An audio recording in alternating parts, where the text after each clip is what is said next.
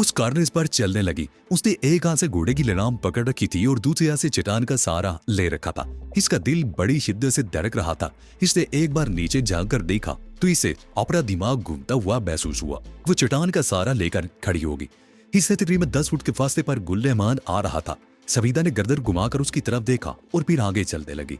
इसने 20 फुट का फासला और तय कर लिया। चट्टान पर चंद फुट ऊपर झाड़ियों में किसी परिंदे ने एक घोंसला बना रखा था। परिंदा अचानक ही फड़फड़ाता वो घोंसले से उड़ा तो समीना का घोड़ा बिदक गया। समीना भी बदहवास होगी। घोड़ा इधराता हुआ पिछले पैरों पर खड़ा हो गया। लगाम समीना के हाथ में थी और वो उसे खींचने की कोशिश कर रही थी, लेकिन घोड़ा बुरी तरह बिदक गया था। वो चलता हुआ पीछे की तरफ हट रहा था। उसका पिछला एक पैर किनारे के एक पत्थर पर पड़ा। पत्थर ने अपनी जगह छोड़ दी। घोड़ा खड़े के किनारे पर नीचे की तरफ फिसलने लगा। उसकी लगाम अब भी समीना के हाथ में थी और लगाम के साथ वो भी खड़े की तरफ खींचती चली जा रही थी। इसके चेहरे पर बेपनाह खौफ था। लगाम छोड़ दो समीना, लगाम छोड़ दो। ये गुलरहमान के चीखने की आवाज थी जो समीना की समाज से टकराई थी। गैर इरादी तौर पर समीना की गिरफ्त ढीली पड़ गई और लगाम उसकी हाथ से फिसलती चली गई। घोड़ा ही नहाता हुआ खड़ में गायब हो गया। समीना खड़ के किनारे से सिर्फ 2 फुट के फासले पर खड़ी थी। इसका दिमाग चकरा कर रह गया। इसे यूं लग रहा था जैसे ये बुलंद पहाड़ इसके चारों तरफ बड़ी तेजी से घूम रहे हों। इसने साल को दोनों हाथों से थाम लिया और इसकी टांगे कांप रही थी और फिर वो नीचे झुकती चली गई। गुलरहमान सबसे करीब था। वो अपने घोड़े की लगाम थामे तेजी से आगे बढ़ा। उसने एक हाथ से घोड़े की लगाम थामे रखी और दूसरे हाथ से समीना को पकड़कर किनारे से पीछे खींच लिया। समीना का चेहरा खौफ की शिद्दत से बिल्कुल सफेद पड़ गया था और इसकी आंखें फटी की फटी थी। सांस टोकरी की तरह चल रहा था। घबराओ नहीं, सब ठीक है, अपने आप पर काबू पाओ समीना बीबी। गुलरहमान उसका कंधा थपथपाते हुए कहा। समीना को अपनी कैफियत पर काबू पाने में तकरीबन 2 मिनट लग गए। वो उठकर खड़ी हो गई। गुलरहमान उसका एक हाथ पकड़ रखा था और उसे चट्टान की तरफ रखकर आहिस्ता आहिस्ता चलने लगा। शायद उनसे चंद आगे था। ये हादसा पेश आने पर वो भी रुक गया था। अब वो भी आगे चल पड़ा। आधे घंटे बाद वो सब लोग एक कुशादा जगह पर जमा थे। समीना के चेहरे पर अब भी खौफ था। थोड़ी देर वहां रुकने के बाद वो नशेब में उतरने लगे। समीना शारक के साथ घोड़े पर सवार थी। तकरीबन 1 घंटे बाद वो चश्मे पर पहुंच गए। यहाँ चंद सायादार दरख्त भी थे। घोड़े से उतरते हुए उन्होंने पानी पिया और दरख्तों के साये में गिर गए। 1 घंटे से पहले किसी की आवाज बहाल नहीं हो सके। चंद मिनटों की सफर ने इन सब को बुरी तरह निढाल कर दिया। और फिर मलिक फिरोज ये इंतशाब भी बड़ा सनसनीखेज साबित हुआ था कि वो लोग असल रास्ते से भटक गए थे। वो ना सब भटक कर इन बिशवार बुदार पहाड़ों की तरफ निकल गए थे, जहाँ एक हाथ से उन्हें एक घोड़े से भी महरूम होना पड़ा था। लेकिन बहरहाल परेशानी की कोई बात नहीं थी।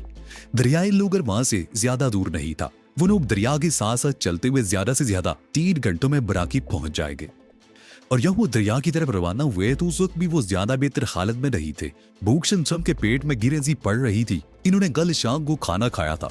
सुबह ये लोग नामनाद मुजाहिदीन की कैदी बन गए जो कि इनका सारा राशन खा गए थे और ये लोग भूखे रह गए। उस पड़ाव पर बार बार चश्मे का पानी पीने से मतली सी हो रही थी। तकरीबन 1 घंटे बाद वो लोग दरिया के किनारे पर पहुंच गए। यहाँ भी इन्होंने पानी पिया। खाली पेट पानी पीने से नूनके को क्या हो गई थी। वो सबसे ज्यादा निडाल था, उसकी वजह से उन्हें तकरीबन आधा घंटा वहां रुकना पड़ा। सुविधा इशारा की कि घोड़े पर सवार थे। घोड़ा भी बहुत बुरी तरह थक गया था। उसके चलने की रफ्तार भी हल्की हो गई थी। 2 घंटे मुसलसल चलते रहने के बाद वो लोग एक बार फिर दरिया से दूर हटते चले गए। उस वक्त वेरिचे शाम का अंधेरा फैल चुका था, लेकिन अब उनके भटकने का कोई अंदेशा नहीं था क्योंकि वो एक बाकायदा रास्ते पर चल रहे थे और ये पथरीला रास्ता जायद है किसी न किसी बस्ती की तरफ ही जाता होगा। यह रास्ता मुसलसल बुलंदी की तरफ जा रहा था और बिलाकर वो एक जगह रुक गए। सामने नशे में बहुत दूर चंद मदम सी रोशनियां नजर आ रही थी। यह करमबाद है, अमानुल्लाह उन्हें बता रहा था। उसके कहने के मुताबिक यह गाँव तकरीबन 200 घरों पर मुश्तमिल था। उससे तकरीबन 1 घंटे की मुसाफिर पर बराकी नामी कस्बा है जहाँ उन्हें जाना है। एक पक्की सड़क करमाबाद से बराकी तक चली गई है। उन्हें अब ये सफर करने में कोई दुश्वारी पेश नहीं आएगी। वो नशे में पथरीले रास्ते पर उतरते रहे और बिलाकर तकरीबन आधे घंटे बाद करमाबाद नामी बस्ती में पहुंच गए। शारक वगैरह को यह देखकर हैरत हुई कि उस बस्ती में आबादी बहुत कम थी। वो इस तरह मकान तारीकी में डूबे हुए थे। गलियों में भी इक्का दुक्का लोग भी नजर आ रहे थे। अमारुल्लाह का घोड़ा सबसे आगे था। वो लोग मुख्तलिफ गलियों में चलते हुए एक छोटी सी दुकान के सामने रुक गए। दुकान भी उजड़ी हुई थी। दुकानदार के अलावा 2 आदमी और भी वहां बैठे हुए थे। वो लोग मशकूक नजरों से इन घुड़सवारों की तरफ देखने लगे। क्या तुम मुल्ला नसीरुद्दीन के घर तक हमारी रहनुमाई कर सकते हो? अमानुल्लाह ने उनमें से एक आदमी की तरफ देखते हुए कहा। मेरे साथ आओ। वो आदमी उठकर गली में एक तरफ चल पड़ा। दो गलियां घूमने के बाद वो एक मकान के सामने रुक गया। मकान का दरवाजा हवेली फाटक की तरह था। अमानुल्लाह ने उस शख्स का शुक्रिया अदा करके उसे रुखसत कर दिया और घोड़े से उतरकर दरवाजा खटखटाने लगा। सन्नाटे में लोहे का दरवाजा खटखटाने की आवाज दूर तक गूंज रही थी। सारे वगैरह भी घोड़ों से उतर आए। शमीना मकान की दीवार के साथ टेक लगाकर बैठ गई। उसकी कमर तख्ते की तरह कर दी थी और उसके लिए टेक लगाए बगैर बैठना या खड़े रहना मुश्किल हो रहा था। थोड़ी देर बाद दरवाजा खुल गया। वो मुल्ला नसीरुद्दीन ही था। उसकी उम्र 60 के लगभग नहीं होगी। सफेद दाढ़ी और सर पर पगड़ी बंधी हुई थी। उसके हाथ में लालटेन थी। उसने लालटेन की मदम से रोशनी में अमानुल्लाह को पहचान लिया। उसने बारी बारी सबकी तरफ देखा और गेट खोल दिया। वही तुम लोगों के बारे में आज सुबह पलंदर खान का पैगाम मिल गया था। आओ अंदर आ दो तुम लोग, मुल्ला नसीरुद्दीन ने कहा और फिर अंदर की तरफ रुक करके किसी को आवाज दी। दो लंबे रंग आदमी दौड़ते हुए वहां पहुंच गए। वो दोनों मुल्ला नसीरुद्दीन के बेटे थे। उन्होंने मेहमानों से घोड़े ले दिए। जेल के अंदर बहुत वसीउ अरीज सहन था। एक तरफ अस्तबल भी था। वो दोनों घोड़ों को लेकर अस्तबल की तरफ चले गए और मुल्ला नसीरुद्दीन मेहमानों के साथ मेहमान खाने में आ गया। मेहमान खाना बड़ा वसीउ अरीज था। फर्श पर दबीज कालीन बिछे हुए थे और गाँव तकिए पड़े हुए थे। कमरे में 2 ट्यूबलाइट्स जल रही थी। इस मस्ती की बिजली बराकी के बिजली घर से सप्लाई होती थी, लेकिन बिजली की यह सप्लाई रात 10 बजे मुनक़ते हो जाती थी। रात 10 बजे से सुबह 5 बजे तक लोग अपने घरों में लालटेनें या पेट्रोमैक्स इस्तेमाल करते थे। मुल्ला नसीरुद्दीन बारी बारी उन सबके चेहरों की तरफ देख रहा था। सबीना को देखकर वो चौंक सा गया था, लेकिन बोला कुछ नहीं। मुझे यकीन था कि तुम लोग शाम तक यहाँ पहुंच जाओगे। मैंने खाना तैयार करवा रखा है। तुम लोग हाथ धो लो तो खाना लगवा देता हूँ, मुल्ला नसीरुद्दीन ने कहा। उसी वक्त उसके दोनों बेटे भी अंदर दाखिल हुए। मुल्ला नसीरुद्दीन ने दरी जबान उनसे कुछ कहा। एक तो अंदरूनी दरवाजे में गया और दूसरा बाहर निकल गया। कुछ देर बाद वो वापस आया तो उसके हाथ में तौलिया था। मैंने बरामदे में पानी रख दिया है, आप लोग मुंह हाथ धो लें, उसने बारी बारी सबकी तरफ देखते हुए कहा। वो लोग बरामदे में आ गए। एक बड़ी बाल्टी पानी से भरकर रखी हुई थी। उसमें मगा भी था। वो लंबा तिरंगा नूरवान मगे से पानी डालने लगा और वो लोग बारी बारी मुंह धोने लगे। इसी दौरान मुल्ला नसीरुद्दीन के दूसरे बेटे ने कालीन पर दस्तरख्वार बिछाकर खाना लगा दिया था। वो लोग आदाबे महफिल को नजरअंदाज करते हुए बेतुकल्फी से खाना खाने लगे। खाने के बाद कहमे का दौर चला। कहवा पीते हुए मुल्ला नसीरुद्दीन उन्हें बता रहा था कि 3 दिन पहले इस बस्ती पर हुकूमत की मुखालिफ पार्टी के एक दस्ते ने हमला कर दिया था, जिसमें कई लोग मारे गए थे। बहुत से मकानों को भी नुकसान पहुंचा था और अगले ही रोज इस बस्ती की आधी से ज्यादा आबादी बराकी मुंतकिल हो गई थी। इसका मतलब है कि हमला फिर भी किसी वक्त हो सकता है। यह बात शारिद ने पूछी थी। कोई भरोसा नहीं, मुल्ला नसीरुद्दीन ने कहा। यहाँ तो अजीबो गरीब किस्म की सूरत हाल है। हर शख्स मुजाहिद बना हुआ है। असले की कमी नहीं, जिसका तीज जाता है गोले दागना शुरू कर देता है। वह भी इस मुहिम पर रूसी फौजियों का तसल्लुत था तो उस वक्त भी ये इलाका जेरे उताब था।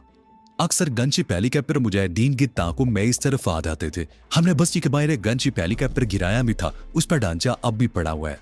वो रूसी हेलीकॉप्टरों ने हमें कभी इतना नुकसान नहीं पहुंचाया जितना ये मुजाहिदीन पहुंचा चुके। अगर यही सूरत हाल रही और खाना की बंद ना हुई तो इस मुल्क में कुछ नहीं बचेगा। बचा तो अब भी कुछ नहीं, मलिक फिरोज ने कहा।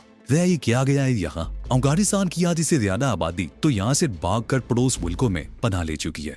वह में आज की रात मुतात रहना पड़ेगा। हम सुबह सवेरे ही यहाँ से रुखसत हो जाएंगे। हाँ, मैं भी यही चाहता हूँ कि तुम लोग सुबह सवेरे ही यहाँ से निकल जाओ, ताकि अगर कोई गड़बड़ हो जाए तो तुम लोग महफूज रहो, मुल्ला नसीरुद्दीन ने जवाब दिया। उनकी गुफ्तगू ज्यादा देर जारी नहीं रही। वो लोग थके हुए थे, जल्दी सो गए। शमीना एक कोने में दीवार के साथ लगकर सो गई थी। उसके एक तरफ बोनथा था और दूसरी तरफ शारक। आधी रात के बाद अचानक ही सबीना की आंख खुल गई। वो किसी धमाके की खौफनाक आवाज थी, जैसे करीब कोई बम फटा हो। पहला तो उसे अपना वहम या ख्वाब समझी, लेकिन उसी लम्हे दूसरे लोग भी गड़बड़ा कर उठते। कमरे में लालटेन जल रही थी और वो सब सवारियां निगाहों से एक दूसरे की तरफ देख रहे थे। उसी लम्हे एक और धमाका हुआ। इस मकान के करीबी को गोला पड़ा था। शी, ये क्या हो रहा है? नोला का चीखा। शायद मुजाहिदीन की किसी पार्टी ने हमला कर दिया है, अमानुल्लाह ने जवाब दिया। धमाकों के साथ अब मशीन गन्नों या लाइट मशीन गन्नों की मुसलसल फायरिंग की आवाज भी सुनाई दे रही थी। हमला बस्ती के बाहर से हुआ था और बस्ती से भी जवाबी कार्रवाई जारी थी। 1 मिनट बाद मुल्ला नसीरुद्दीन बदहवास सा कमरे में दाखिल हुआ। जल्दी से बाहर निकलो, वो चीखा। वो लोग बस्ती के करीब पहुंच चुके हैं। यहाँ आने के बाद वो किसी को जिंदा नहीं छोड़ेंगे। हमें उनसे पहले ही इस बस्ती से निकल जाना होगा। वो लोग बदहवासी के आलम में बाहर की तरफ दौड़े। दूसरे दरवाजे से मुल्ला नसीरुद्दीन के घर वाले भी बाहर निकल चुके थे। उनमें एक उसकी बीवी थी, एक 10-11 साल का लड़का और एक जवान लड़की जिसकी उम्र 18-19 के लगभग रही होगी। उसके बेटे पहले अस्तबल की तरफ दौड़ पड़े थे। अमानुल्लाह, मुन्ना नसीरुद्दीन ने चीख कर कहा, तुम अपने आदमियों को लेकर बराकी की तरफ निकल जाओ, मैं भी अपने घर वालों को लेकर तुम लोगों के पीछे आ रहा हूँ।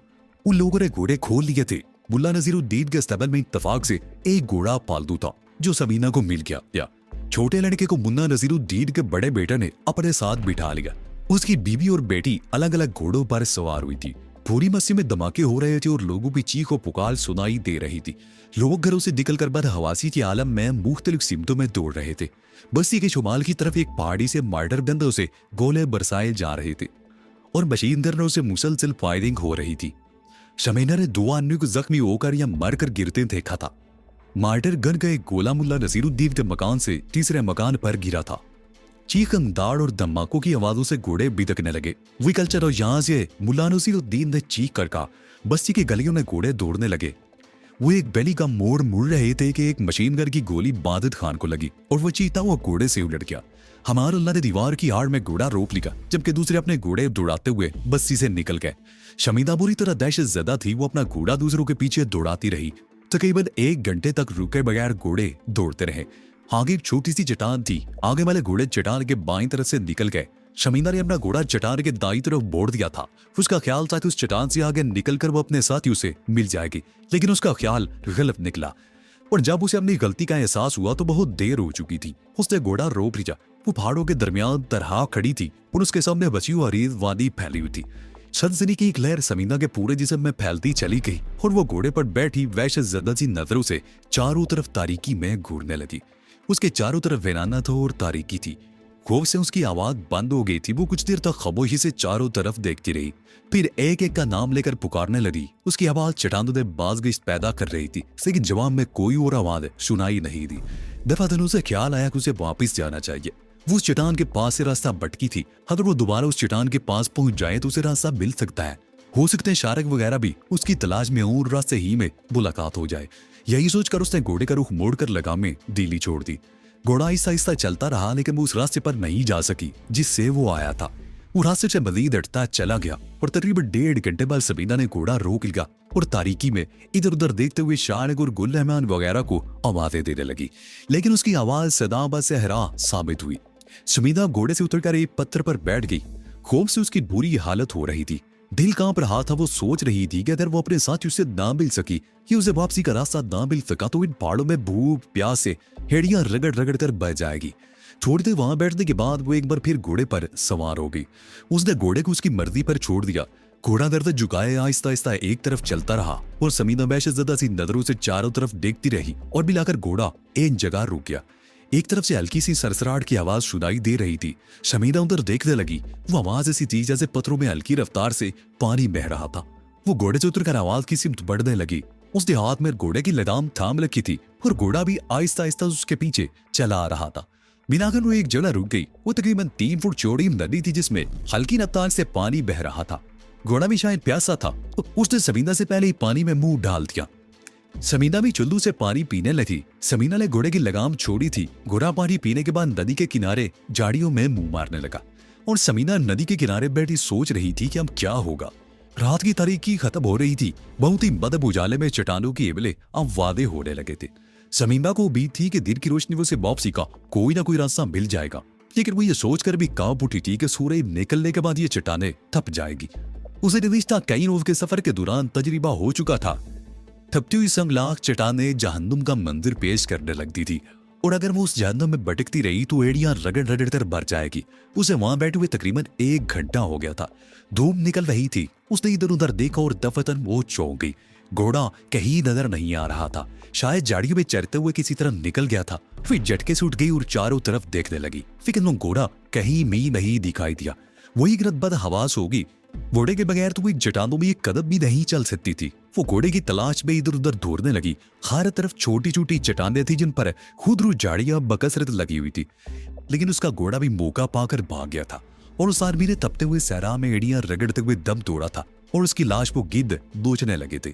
शमीना में एक जार ऊपर देखने लगी, लेकिन उसे कोई गिद्ध दिखाई नहीं दिया। उसकी आंखों में बेपनाह खौफ था और यह खौफ आंसू बनकर उसकी आंखों से टपकने लगा। वो चट्टान से उतरकर एक तरफ चलने लगी। वो रो रही थी और उसी लम्हे को कोस रही थी जब उसने शारक के साथ इस मुहिम पर आने का फैसला किया था। वो चट्टानों में एक बार फिर नदी पर पहुंच गई। यह दालबर वही नदी थी जो चट्टानों में घूमती हुई चली गई थी। यहाँ नदी का पार तकरीबन 6 फुट चौड़ा था, लेकिन पानी पिंडली से ज्यादा गहरा नहीं था। भूमि में चमकते हुए शफाफ पानी के नीचे पत्थर साफ नजर आ रहे थे। वो नदी के किनारे पर बैठ गई। उसका हल खुश्क हो रहा था। उसने पानी पिया और मुंह पर पानी के छींटे मारने लगी। शर्मिंदा की मायूसी दाग को पहुंच चुकी थी। उसे यकीन था कि वो इन पहाड़ों में कई खत्म हो जाएगी और इसकी लाश या तो जानवरों की खुराक बन जाएगी या गल सड़ जाएगी और इसका ढांचा शायद सदियों तक किसी की नजरों में आए बगैर यहाँ पड़ा रहे। इसका जहर मादी की तरफ परवाज करने लगा।